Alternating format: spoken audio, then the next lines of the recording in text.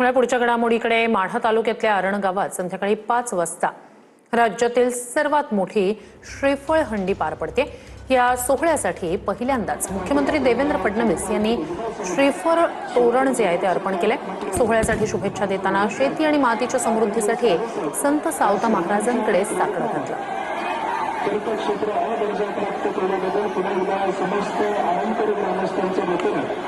आपल्या मनापासून आभार व्यक्त करतो।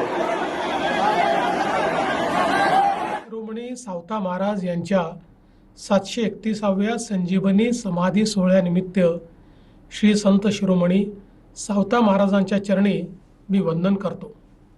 या निमित्त महाराष्ट्रातील सर्वात मोठा श्रीफळ हंडी सोहळा हा तीर्थक्षेत्र अरण येथे साजरा होतो आहे।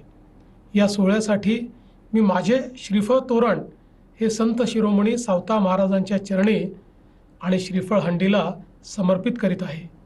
कृपया त्याचा स्वीकार करावा अशी आपल्या सर्वांना प्रार्थना करतो।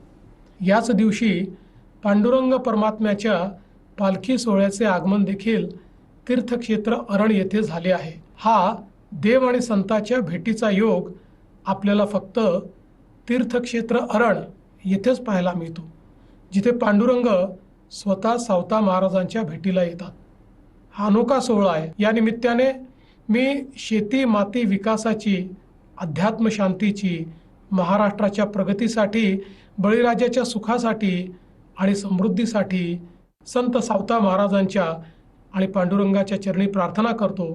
पुन्हा एकदा संत शिरोमणी सावता महाराज यांना कोटी कोटी नमन करतो। जय सावता महाराज। रामकृष्ण हरी।